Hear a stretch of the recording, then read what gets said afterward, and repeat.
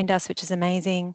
We're expecting 130 today, which is great. I'm Emily. I'm the City Switch City of Sydney Program Manager. And I'll get you to flick over Jess.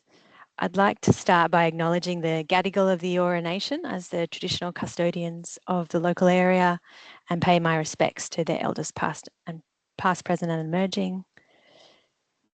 And what I would love is, as you're all joining us, if you could drop your name in the chat and let us know which company you're from and also which country you're on today. That would be amazing to see who's joined. Very excited for this part 2 in our Green Leasing webinar series. I'm going to take the opportunity just to introduce City Switch to those who aren't already members. It's a free program for businesses, for office-based businesses, and it's designed to help you simplify the journey to net zero, to help you understand best practice, to help you connect with other businesses, and also be accountable for your progress. Hi, Valentina. Thanks for joining us. Hi, Lynn. Thank you. Okay, you can flick there, Jess, to the next slide. So this is City Switch and how we're represented nationally. There are 6 council partners and our associate partner neighbours, and we have 10% of office space signed up in Australia, but we would love to have more. So please join us, or please get in touch if you're interested. Next slide there, Jess. This is our pathway to net zero. So this is the structure through which we deliver the program to help you step out how to get there. We recently covered mandatory climate reporting, and we have some resources on that. Today is, of course, about reducing office emissions and specifically on green leasing. Next slide there, Jess.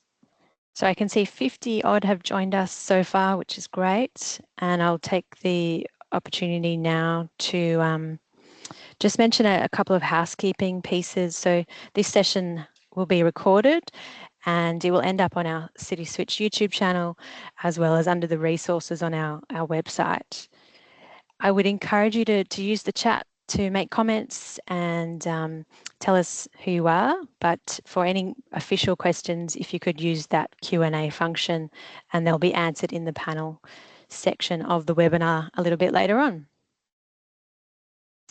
And with that, I'll pass on now to JLL to facilitate the session, to Ed, who's the Director of Sustainability Consulting, and Jess, the Senior Sustainability Consultant. Thank you both.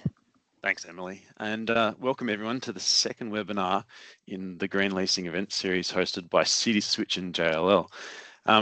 Today's session builds on the foundations we laid from the first webinar, and it moves us from the why to the how of green leasing. I'm joined today by my colleague Jess, who was with us for Tuesdays where we explored green leasing business case for tenants, or building the green leasing business case for tenants. In addition, today we have 2 amazing guest speakers who will help us unpack how to effectively integrate green lease clauses into an agreement and ensure these objectives are implemented by both parties moving forward. Phoebe Roberts, the Executive Director at Pollination Law, who will provide us with insights, legal insights on green leasing, and Alina Featherston, the Director of Sustainable Operations for JLL, who supports various government departments in their implementation of these green lease objectives. But before we dive into the details, let's look back briefly at where we started. So a bit of a recap on the first webinar, a tenant's business case. During that session, we unpacked the fundamentals. What is a green lease? Why does it matter? How does it help us drive business value? We also explored the lease process from early integration through to operations and looked at that in a little bit of detail. We'll touch on that in greater detail today. And we heard 2 case studies, the first on market trends and an agent's perspective, and the second from a business putting it into practice.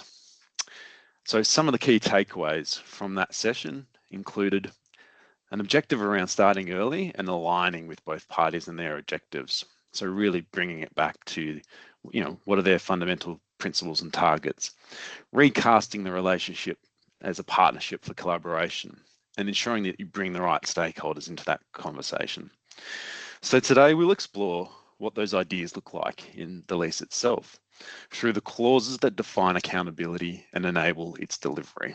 So to kick us off, I want to hand over to Jess, who will share what a best practice approach looks like, how to align these ESG objectives between landlords and tenants, and how to ensure those commitments flow through at every stage of the lease. Over to you, Jess.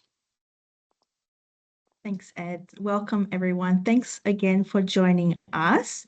A quick recap on the green leasing process. I have a little flow chart here with two main stages, well, three if you count the strategy development as one.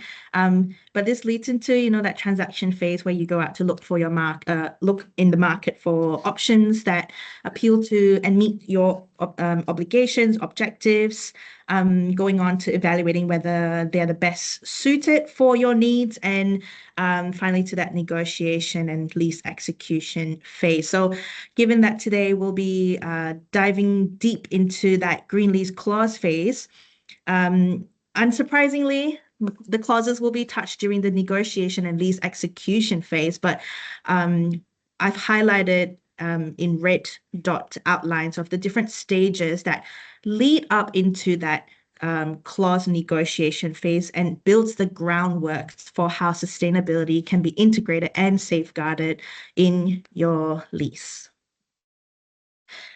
So we've touched a little bit on, the key steps of how you successfully integrate sustainability into your lease. And as Ed also touched on earlier, we have a few key steps. So the best practice approach based on, extensive stakeholder engagement when we were developing the green leasing resource pack for the BBP, and we've heard from both sides of the party around green leasing approach is first, it's really important to start early and align your objectives. So it starts from that strategy development phase, but also when you start going out to market, looking for what is out there, whether it meets your needs. So really important to be clear on what your sustainability or ESG objectives are, because this informs what then goes into the criteria for what you decide to shortlist in terms of the asset or even the landlord you plan to engage with. Step two is recasting that relationship. So it's really important, and we'd like to emphasize that green leasing is a partnership approach, a collaborative approach, so that we can reach that common goal of shared benefit at the end of the day. So really having that collaborative and partnership approach and attitude when you think about green leasing and when you have conversations and discussions with other parties. Green leasing is a very multi-stakeholder process. And so having the right people in the room is really important, because green leasing works best with open and transparent conversations. And to ensure that sustainability goals are aligned, you need to consider not just from the ESG perspective, but also from the operational perspective of what's feasible, what's possible, what can you do when you push the boundaries to achieve more ambitious sustainability outcomes together with your landlord. And that really leads into the fourth step, which is documenting agreed objectives. So before you get to the clause stage, it's really important to include that sustainability objectives in your heads of agreement, because that ultimately gets handed over to the lovely legal team to translate your objectives into the legal terms. And finally, that would lead to acting on your lease commitments. So really, really excited to have Phoebe and Alina today to be able to share more insights later on in today's session on whatever we've touched today and showing that practical implementation. In terms of best practice of green leasing, sustainability is also about translating and communicating the value for both parties to get things across the line. So from the tenant's perspective, being clear on what the value drivers for green leasing, it's not only achieving your sustainability goals, but it's also improving that human value proposition. So from that sustainability or performance side, it's, lowering your operating costs, it's reducing your carbon emissions, it's meeting your net zero or ESG objectives, but also that employee retention piece. And also when you are in a space that is sustainable and healthy and clean, it also positively impacts, productivity, engagement, and well-being of those that come to the office. Additionally, sustainability is now also a really great opportunity for risk mitigation. So incorporating sustainability considerations in your leasing process also helps mitigate risk from increasing energy costs, for example. While Australia doesn't have a carbon tax, it may have come to a point where we're getting close to our net zero targets coming in place, and there may be pressures to, consider how we can further drive decarbonization. So being really clear on your value drivers, but also what the value drivers are from the landlord perspective so you can meet in the middle. That's enough for me, and I'm sure we're really, really keen to deep dive into hearing from Phoebe to tell us more about green leasing from a legal lens. Phoebe. Before we do that, just wanted to touch on it very briefly. Thank you, Jess. So just a reminder that if anybody would like, please post their question. If you've got any questions, post it in the Q&A or add it to the chat. Also, what we're looking for is key takeaways from the session itself. So if there are any particular key takeaways that you've picked up, please add that in the chat as well. For me, from what Jess was just talking about, two of the key takeaways from my perspective are around starting early and also reframing it. All right, it's a partnership or a collaboration. So with that in mind, I'd like to hand it over to Phoebe, who'll look at it through that legal lens and then give us a bit of insight into how to embed sustainability into those contracts and into those agreements while managing that risk and also ensuring credibility in terms of the delivery. Phoebe, over to you. Thanks so much, Ed, and thanks so much, Jess, for the setup. Collaboration and partnership is exactly what you think of lawyers when you hear those two words, don't you? But what I'd really like to get out of the chat that I'm about to have with you is really to reframe the role of your lawyers in this process, or your contract managers, or those in your organisation who are doing your green leasing documentation for you. And just like we need to start the process early, I think the crux of what I'll be covering today is getting your lawyers and your legal advisors in early on the process. And my commitment to you is that what I want to share with you today is going to be very action focused and practical. So please hold me to account in the chat if I don't do that. And before I dive in, I'd obviously love to acknowledge the lands that I'm joining from today, and that's the Wurundjeri Woiwurrung people of the East Kulin Nation down here in Naarm or Melbourne, and pay my respects to their elders past or present. Thanks, Jess, for the next slide. So this is a very high-level overview of what I'd like to cover today. There's obviously quite a lot on that slide, so rest assured you'll be getting a set of the deck in your show bag, and so don't feel the need to kind of cover off or sort of take detailed notes, but you'll be getting, I'll have two other detailed slides for you to take away today. The first on the left, what I'd like to cover is building the business case for green leasing, but through a legal lens. So how we can use the law as a tool to deliver and to achieve our green leasing objectives, and really how we can use the law to secure buy-in both internally and externally, so within our organisations and with our tenant or landlord counterparty that we might be dealing with. And then the second is really some fundamentals around how we successfully integrate sustainability concepts within leases from a practical perspective.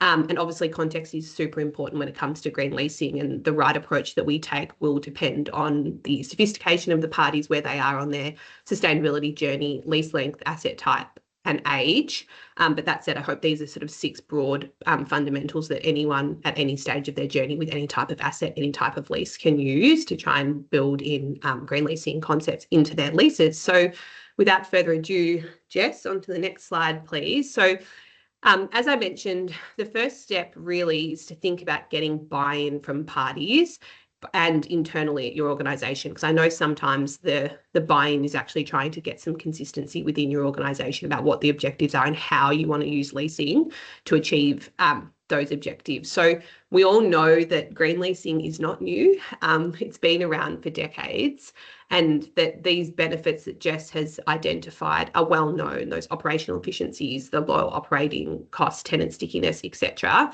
What I want to set out here is 6 legal arguments for how we can bring stakeholders to the table, including our internal stakeholders.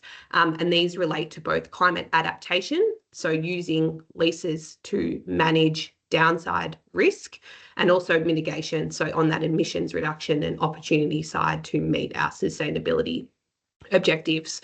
So on the first one, in our experience, it's really effective, a really effective way, particularly with the execs, is to centre climate change as a material financial risk, because it means that the company's directors and officers will have legal obligations to diligently manage and mitigate that risk.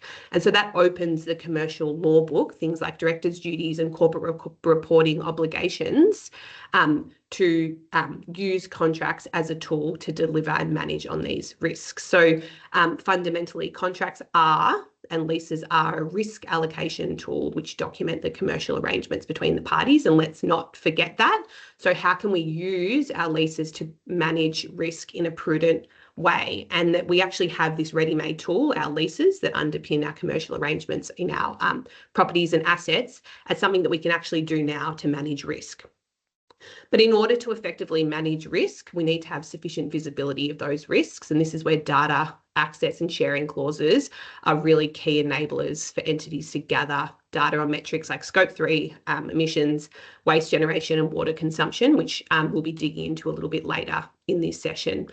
Relatedly, gathering this information is also necessary for entities to comply with voluntary and mandatory sustaining reporting obligations like AASB 2, which applies to a lot of large companies. In the first cohort from January next year will be the first reporting year. And so green leasing is not only important in terms of getting access to this emissions data to report on Scope 3, which your tenants' emissions may be in Scope 3, but it's also relevant in terms of risk management disclosures. So supporting how a company to make disclosures about how they're managing their risks. So you have this ready-made tool, your contracts with your tenants, or likewise tenants, your contracts that you have with your landlord. How are you using that to effectively manage risks? And that's one of the opportunities.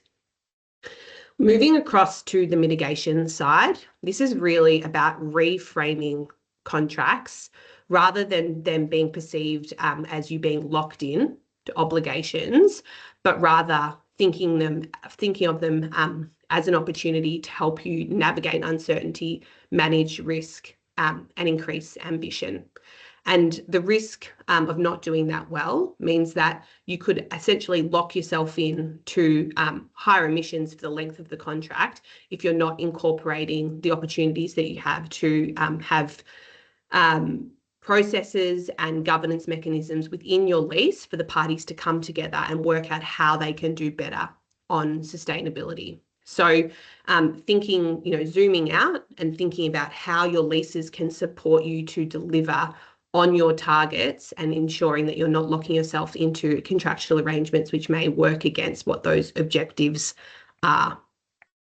This is really important when it comes to mitigating greenwashing risks. So and particularly with sustainability targets. So just to get a little bit legal on you, sustainability targets are considered forward-looking statements. So under Australian misleading disclosure laws, they'll be deemed to be misleading if you do not have a reasonable basis at the time they are made. So if companies have set ambitious emissions reduction targets, but haven't put in place any mechanisms to work towards those targets and to measure progress, like data collection or decarbonisation clauses, they could be criticised for greenwashing on the basis that those targets are not misleading and that they're not taking demonstrable steps for implementation of those targets. So green leasing is not just an enabler of those targets. Obviously, it supports you in taking steps to actually meet those goals, but it's also a very important evidentiary basis for entities to be able to demonstrate they are the reasonableness of their targets and the steps that they're taking to meet those targets. So thinking about the substance is as important as the form here. Next slide, Jess. So my final slide before I hand back over to the JLL team is 6 fundamentals for success for green leasing. And I think none of these should be new based on the discussion on Tuesday and what Jess has already covered. But on the capacity point, this is a really important point for lawyers. In particular, speaking to any lawyers that are on the call and those who are working with lawyers on their green leasing.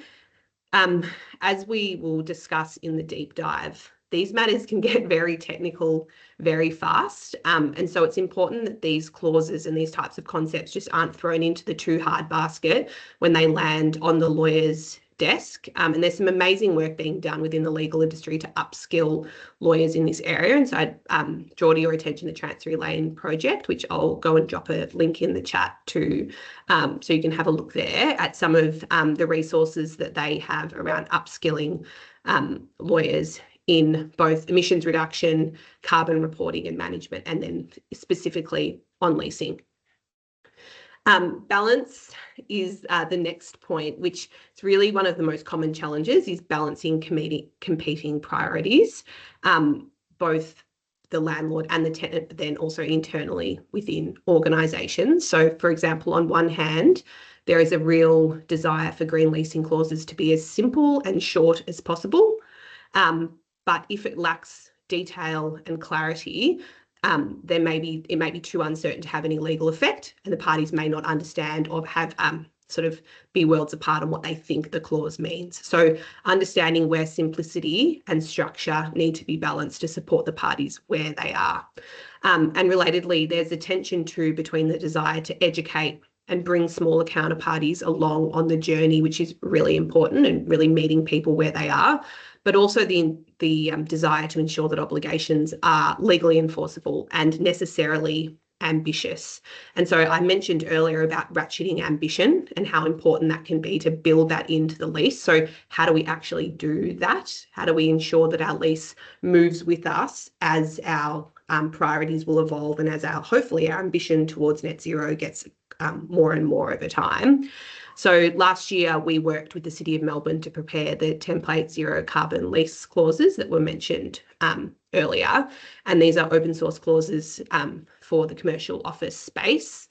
In that resource, there's a legal obligation in the lease for the parties to come together and to prepare a decarbonisation plan to set out their objectives, and there's elements like their budget and their timeline for achieving those objectives. And it's just as important to have those specifications in there, but also it obliges the parties to come together a number of times a year, depending on what's appropriate for their relationship, to review their progress and increase their scope and ambition of objectives over time. So hardwiring in those processes for the parties to come together and commit to do better together, rather than leaving it to outside of the contract and relationship based, but ensuring that that's in the contract and naming who those people are that will be coming together over the life of the lease.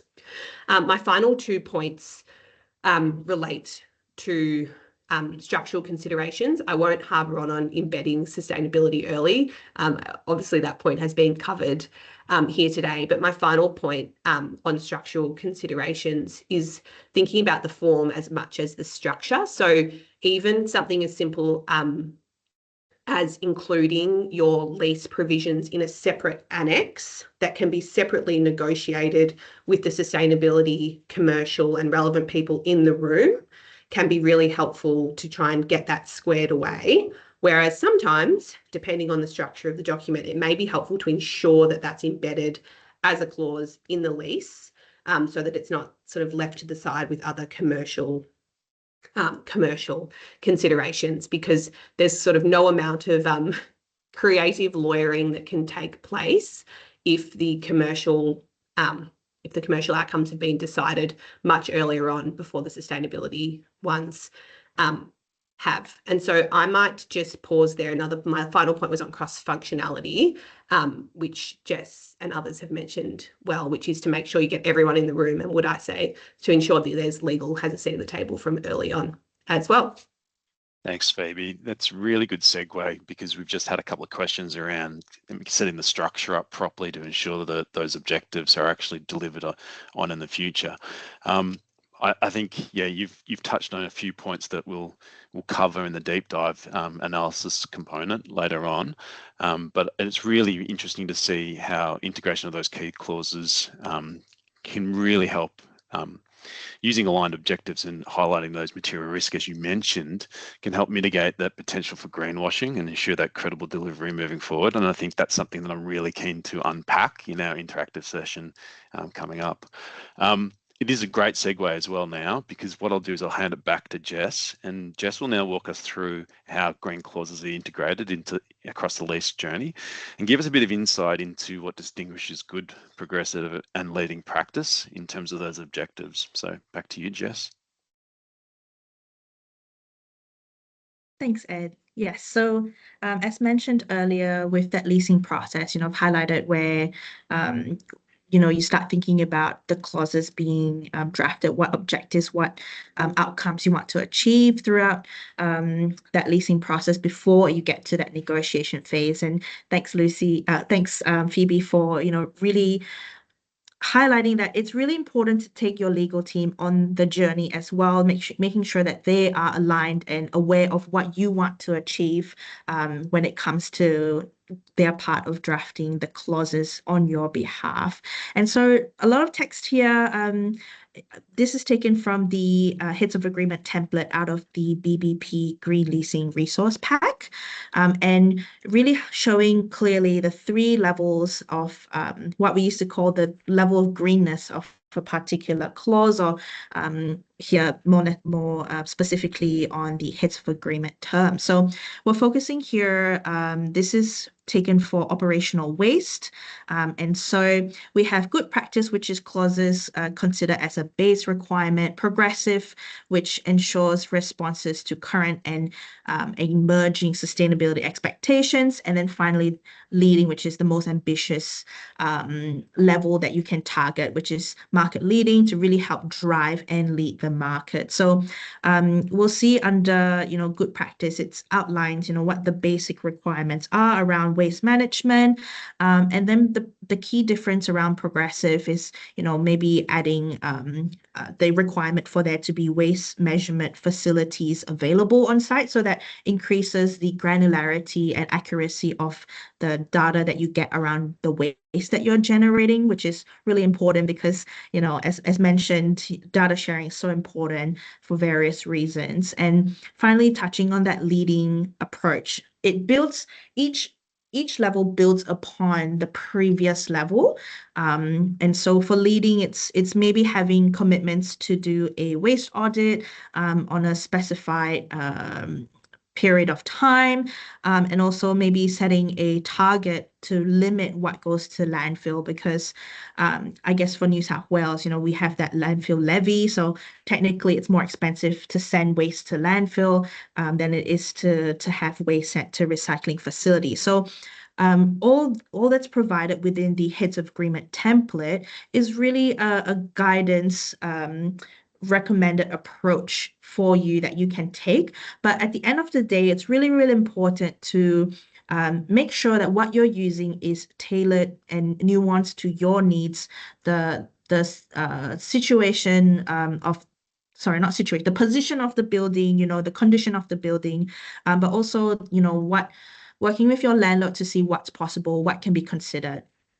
And so this really leads nicely into that implementation phase of, all right, so we've have these Heads of Agreement terms, we've agreed to them, we've discussed, what we want to achieve out of this negotiation phase. So how do we actually realize these commitments? How do we integrate that into what we do after everything's negotiated and signed off?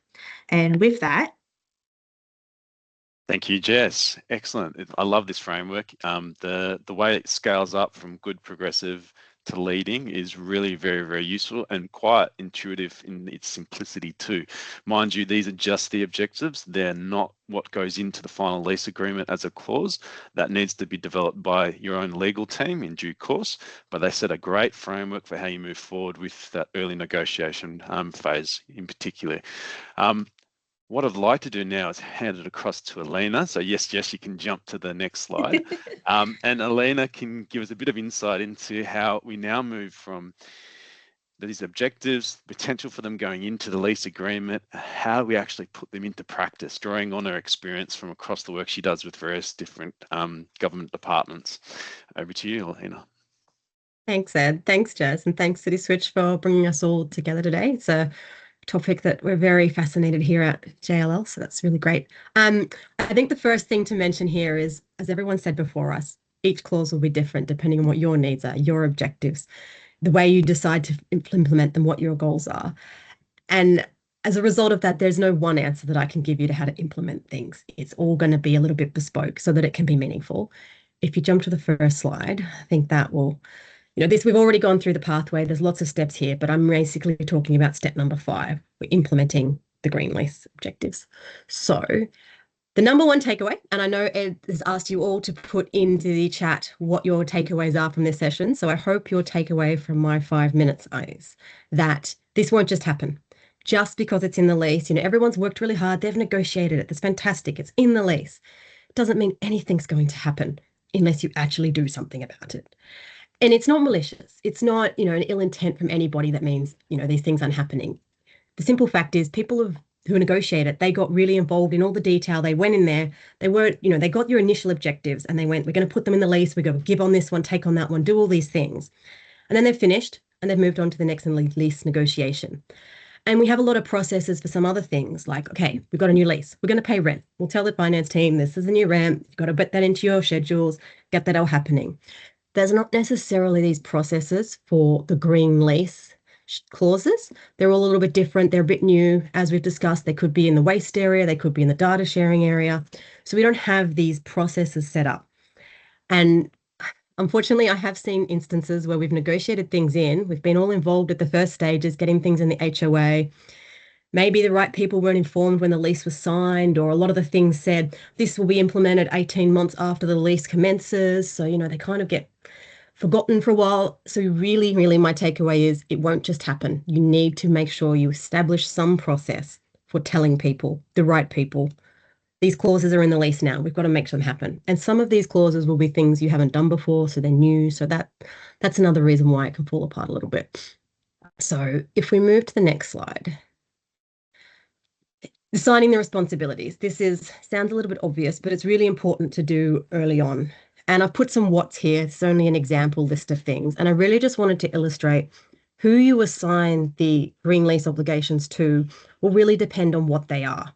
So, if you're going to have a quarterly BMC meeting, which is a building management committee meeting to discuss sustainability matters, who's going to take carriage of that and make sure it happens? And that could be a very different person to who's making sure the lighting upgrade that you negotiated happens, or the implementation of various waste stream. So just think about what each of those things are. And as mentioned, they could all be in a little addendum at the end of your lease and all compiled together, or they could be scattered throughout various sections of the lease. So have a look for all of them and then decide who they are. So again, who you assign it to will vary, of course, depending on your organization, what the clauses are, how you're set up. But some things that we commonly see are that you just say, well, this is the responsibility of the landlord, or this is the responsibility of the tenant, and you can just write it off like that. It's also worth noting, often we'll see clauses in a lease which don't exactly specify who has to do it.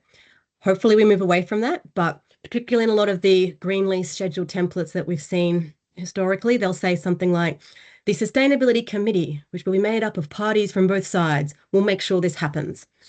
And I can guarantee you that unless someone takes responsibility for it, a lot of those things won't happen. So really think about if you're doing it or if the landlord's doing it and who you're expecting to do it. You could create a dedicated role. We've seen this work quite well. So someone who is responsible for tracking each of the obligations.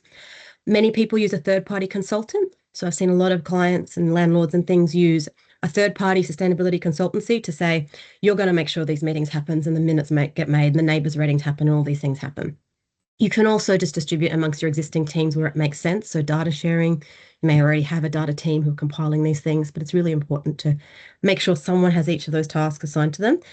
And also the bonus question is when, because some of these things will happen, 3 months after lease commence. Some will be 18 months after lease commence. So have a think about when those obligations come up.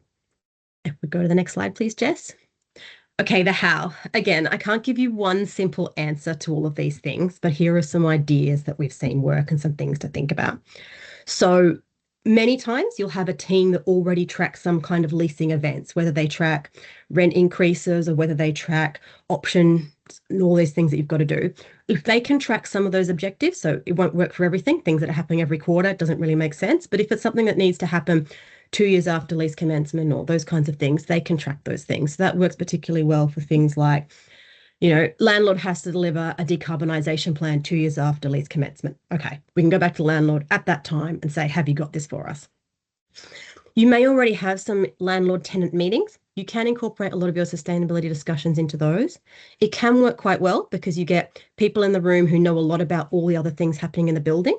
And with sustainability, we often find integrating sustainability into other activities can be really helpful. So you do get a lot of the right people, you get it in established cadence already.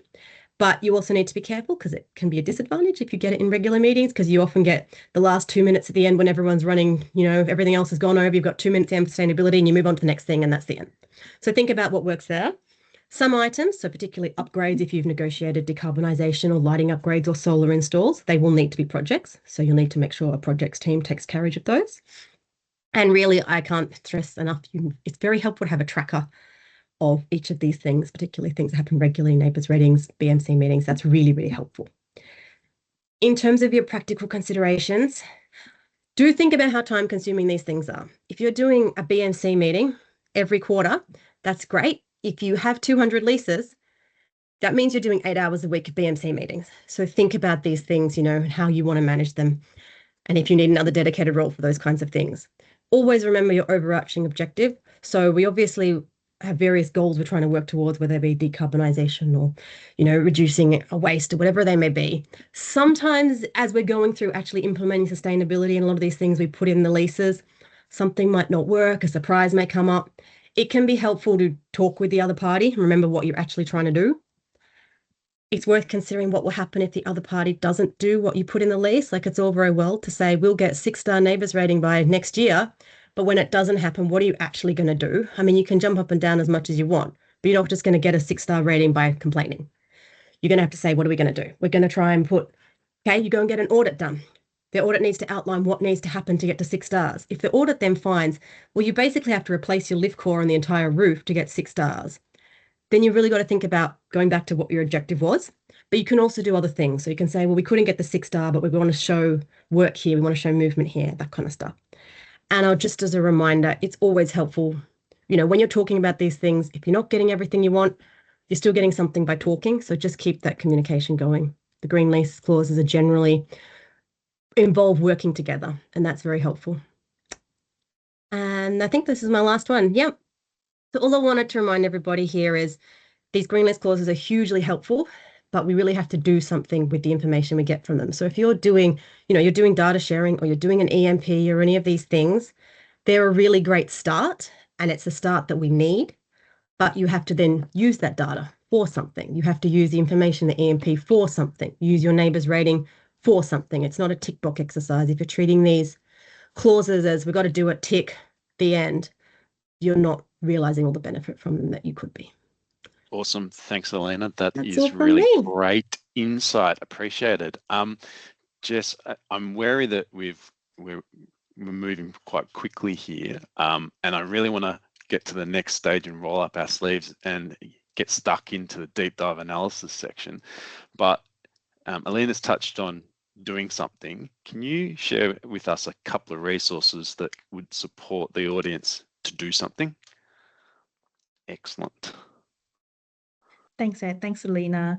Yes, so real quickly, existing resources I've mentioned is the Green Leasing Resource Pack with the Heads of Agreement template snippet shown earlier, but also as Phoebe mentioned, the Zero Carbon Lease that was developed in partnership with Polynesian Law and City of Melbourne.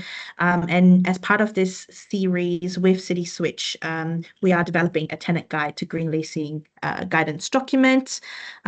Real quickly on what's within that resource pack, it includes the practical guidance with the clear step 1, step 2, step 3, best practice approach that we've touched on today, but also a due diligence checklist template and the heads of agreement template, and prefacing that these templates are a general guidance and you should be taking them and catering them to your specific position, to your needs. So while it's an easy drag and drop, but for it to be meaningful and to have good discussions between both parties, you need to tailor it to your situation, your needs, and your objectives.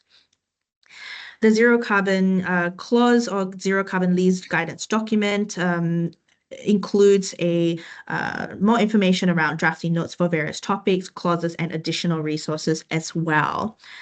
And that's really high level, quick touch on all the existing resources. I know we want to dive into more robust conversations with Phoebe and Alina. So links have been circulated in the chat, and there'll be a summary after the webinar with a pack, and that'll include links to those resources. So don't worry if you missed anything, but thank you, Jess. You covered that concisely, quickly, and brilliantly. All right, let's roll up our sleeves and get started. So we're going to do a deep dive into two particular topics, and I call these the engines of accountability for green leasing. We're going to look at reporting and data sharing, as well as decarbonisation if we get the time. So I'm hoping we can get through this in a reasonably good short period of time. So let's start with that data sharing. It's the foundation of any collaboration, right? Ensures transparency, helps build trust, and addresses some of those compliance issues that both Alina, Phoebe, and Jess have raised previously. So with that in mind, I want to start with Jess, if you change slides. And this is taken directly from the Green Leasing Resource Pack. I want to look at the importance of this reporting and data sharing objective. So Jess, why is data sharing so central to the success of a green lease, and how does it shape collaboration and transparency? Yeah, so I think what Alina and Phoebe has touched on throughout their presentation is it's not just the reporting and compliance component, but it also you need that data to inform the decision making. You need to do something with it, and so we are in a world that data is, we're flooded with data, but it's really important that one, it's shared so that we know how we're performing. We can have an honest conversation, a transparent conversation about what we do with it as a tenant, as a landlord, to work together to achieve that shared objective or your objective that you've discussed, and both parties are aware of how much we need to do or how well are we doing, because we also want to celebrate the great progress that is informed from the data that we share with each other. Yeah, I won't touch too much on more of this. Excellent. Okay, thanks, Jess. We're looking at the actual objectives here covered under the example heads of agreement within the BBP Green Leasing Resource Pack, you can see quite clearly that there's a range of dot points or bullet points that link back to the areas or topics that need to be covered by both parties through that green leasing process. Everything from neighbours rating to greenhouse gas reporting, then through to anonymisation of data. Question for Lucy, from a drafting perspective, what are the key considerations? You mentioned before some of the do's and don'ts. What are some of the key considerations for integrating a data sharing clause into a commercial lease, with keeping in mind something that is, I guess, practical and enforceable? Thanks, Ed. So I think I will steal from Alina the very helpful what, who, how, and when framework, which we can use to think about how, in particular, we can start to accurately record what it is we want within the lease and ensure that these are actually practically implemented. And so we're getting the outcomes that we're looking for. And I think as a starting point, what and why? What information do you genuinely need, and what is the why for that? And that that will not only help the drafting of what goes in the lease, but the conversations around why that's important with your counterparty and the purpose that that information is going to serve. And then relatedly, it will help to inform the kind of the bounds around how we're asking for that information. So in what format, in what metric, and then how often. So how is the next bit that I'd like to cover. So thinking about how that information is then communicated between the parties. Is it through a written report periodically? Is it through a data sharing platform? Is it actually straight through utility providers? And who is the best person to actually provide that information? Who has control over it and who needs it? And Jess, similarly, who should be funding and who should be supporting and uplifting to be able to get that information. So I think there are some good examples of clauses out there that do this. I think there's one of the model clauses from BPP that's really broad, and then something, but then obviously there's all this guidance that sits underneath it, that has sort of like a more of a general obligation, and then ones like that you've got on the slide there, and also the City of Melbourne zero carbon clause has more of a shopping list, if you will, so that you can actually look at that for inspiration around what are the things that I want to focus on. Is it waste? Is it water? Is it energy? Is it, gas, whatever it might be? And thinking in terms of form, the timing and sort of frequency and detail in those reporting requirements, thinking really that sort of perfect is the enemy of good here. Obviously, we want high integrity data that we can rely on, but ensuring that we're actually getting consistent, practical data should be the objective here. So putting sort of onerous, perfect reporting obligations audited by a third party for a small tenant who's just at the start of their sustainability journey and is not an anchor in the building is not appropriate compared to an anchor tenant who may be, further down their net zero journey, taking up multiple floors of a building, or, maybe the key tenant in that building, and how that changes the dynamic of what we're actually asking for. But I think coming back to that why point is really important here. Why do you need the information? And so, for example, if it's for your AASB reporting, what standard of information do you need on that data to ensure that it is auditable, or is it the type of information that you're helping to make decisions based on that where estimates would be okay, and trying to make those trade-offs to ensure that the information flows actually happen in a practical way. Maybe what we've got in front of us at the moment is an excerpt from the zero carbon clause guide that you've produced with the City of Melbourne. What are some of the key considerations in there in terms of the clauses and the way that they're structured? You mentioned before around reasonableness, depending on the situation and the type of, landlord tenant scenario. If it's a smaller scenario, then obviously it's more about working in good faith and less about really strict enforcement. How can attendees take some of these example clauses and weave them into their lease moving forward?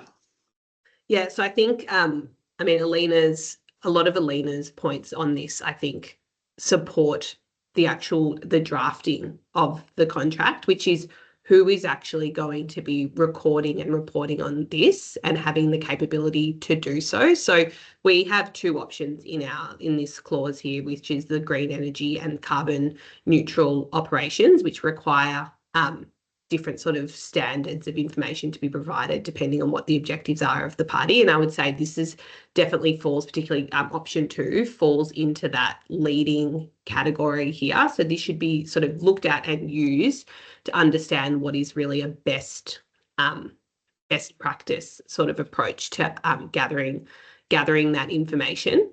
But I think, again, understanding that the parties need to have the capacity to understand and the capacity to actually measure what their scope 1 emissions are. So supporting your tenant. So not only do we need to be putting the provisions in specifically what you're asking for, but if you're not providing guidance alongside or supporting your tenant to actually be able to do that, it will be sort of a useless obligation that you're not going to get good data, and that the purpose of having the clause in there in the first place. So I think my recommendation would be, if you want to go for gold and put in all of these sort of recommendations, and this would sort of be the most stringent, ensuring that it's like defined as scope 1 emissions from gas and other fuels, scope 2 from electricity consumption. It may be simpler to say, to provide, your utility data from your provider, or, and as we've had, which we do have in this clause, actually just provide direct access for the landlord to the tenant's utility divider to just provider to get that information just provided directly to. I think as well with a lot of these baseline clauses is that it often puts the obligation on the tenant, which it may actually be more appropriate for the landlord, who may have more control of the building, and depending what the type of scenario is, to be able to provide that information back to the tenant, and to be thinking about that two-way flow of information too. One other point I'll just touch on before I maybe hand back to you, Alina, on this too, is the definitions are really important. And so I think there are a lot of great standard definitions out there. There's obviously the definitions in both BPP and in this zero carbon clause that you can look to understand what the bounds are of the information that you're gathering. There's also great definitions at the Chancery Lane project. But unless the parties really understand what those definitions mean for them and how they apply for that particular premises, again, it will be futile if you have the most perfectly drafted clause and definition if the parties aren't in agreement around what it practically means for them and the type of information that will support meeting that objectives. And so I think I really loved Alina's perspectives on the practical implementation side. So every time that you're drafting, to be thinking about how is the person on the other end actually delivering on this, rather than thinking I've got a perfectly watertight clause here that's covering off every box, and thinking about the practical implementation side of it. This is a great segue now, Alina. From your experience, how have you successfully operationalised this across some of the government departments and some of the assets that you help manage? Thanks, Ed. I mean, in terms of successfully implementing it, my dream would be if every lease had exactly the same clause. It's never going to happen, but it would be so much easier with each lease having this clause and that clause and that clause, and you've got to tweak what you're doing. And I'm just looking at this and I'm looking at it and going, okay, so if I was dealing with this, they want emissions data, but other sites just want, like you mentioned, Lucy, the actual gas consumption, the electricity consumption, those kinds of things. So in practical terms, how would you implement all these clauses? I would recommend, as much as possible, if you already have a data platform that's managing your data, look for, well, firstly, I really do hope you have a data platform, even if it's simply as an Excel sheet or something like that, managing your data. If your platform can do automatic email send out, it's really helpful. If you can just send out every quarter and schedule your platform to go send out the consumption data to these email addresses for these sites, that is the best way. It's really helpful if you can automate these processes and avoid that, hi, we need your data for this 12-month period. Oh, okay, I'll get that to you. Oh, that's just a lot of effort. So if you can automate, that's really helpful. I also prefer, in practicality, if you are doing it every quarter as opposed to an every 12 month. 12 months is great, but then you'll find your landlord will come and go, we're doing GRES reporting, we need this period. Oh, but now the neighbours ratings due, we need an extra 3 months. Oh, but now we're doing CRC reporting, we need a different, and it's just so much more helpful if in real life you just can be a bit more. We'll just send it out every quarter, then they've got what they need whenever they need it. So that can be really helpful. You also really do need a contact point, because otherwise the landlord will go, or the tenant, whichever way you're going, hi, Mr. Landlord, hi, tenant, I need your data as per lease clause, blah. Oh, okay. And they'll go usually to a leasing team, because that's the contact that they have. We'll send it on to someone else. So it does help if you have a a known contact. This goes to this person, and we've got some kind of established relationship. So that's really helpful as well. And I really also do prefer if you can just give the data, this is our kilowatt hours of electricity, or this is our megajoules of gas. It removes some of those, oh, but in this format, you've already converted this to emissions, but I need to unpack that to use it for something else. If you just go, here it is, this is the market we're in, you allow them to recalculate, so that can be really helpful. I know it's been mentioned, this giving them access to your data via a letter of authority to the utility provider. It is really, really helpful, but I will note that many people in reality are uncomfortable with that. So if you are going to sign a lease clause, check if that is something you're really comfortable with, because giving the other party access to your utility provider, it does streamline things, but you often don't even remember that you gave them that authority 3 years ago, and maybe you're not comfortable with that anymore. Things have changed. So I would, I know it streamlines things, but in reality, many people aren't comfortable with that. So it's worth thinking about, if your other party's not comfortable with that, maybe there are other ways. You don't have to stamp your foot and say, hey, but you've agreed to it. Just go, okay, look, if you're willing to send the data in an Excel format without the cost information, I can use that. Let's go forward with that, because it serves both purposes without us having to make other people uncomfortable that, we've given you a lot of authority. In theory, you could call up our utility provider and change our rates and do all sorts of things, which in reality they wouldn't do, but it's still an extra hurdle of giving these permissions. Elena, that's a really good insight. I'm aware of time, and I want to quickly touch on the decarb stuff, but timely data, I think that's really, really important, and scaling it depending on the scenario is also really, really important to take into consideration when preparing these clauses. I want to jump across to the decarb section just briefly, and I'm going to give each of you a 30-second soundbite on key questions. So Jess, I'm going to start with you. If you can change, yep, you're on there, excellent. So why is it important? Why are decarbonisation clauses going to become important, and even more so in the future? So one, I've got 30 seconds. Climate change. We all see the impacts from the wacky weather that we've had across the country. That's just one of the factors of climate change. It goes hand in hand with mitigation. So if you have something within the lease around how you plan to get to decarbonization, that helps with risk mitigation, but also showing that you mean something when you say reduce risk of greenwashing. And also, there was a third point, but the 30 seconds really stops me. I'm going to pass it on, to Phoebe. Challenge accepted. I think my key point here won't be too dissimilar actually to the data sharing point. And one extra thing that I wanted to add on to that that's applicable here is the use of light touch templates, and actually including the structure of what the information is that you need in your lease. So I mentioned earlier about those decarbonisation plans that was mutually under the zero carbon lease, that are mutually prepared, and then incorporate that coming together and ratcheting up of ambition. This supports not only doing better on decarbonisation and electrification, but it also supports, as Alina mentioned, one of the issues with all of this is how do you enforce? And so ensuring that the parties are coming together and talking and have those strong relationships and have those people named about who it is that needs to be in the room to navigate these issues is one of the really key things, particularly when we are taking our counterparty on the journey and there's more of sort of an education over enforcement focus. So that would be my 30 seconds. Over to you, Alina.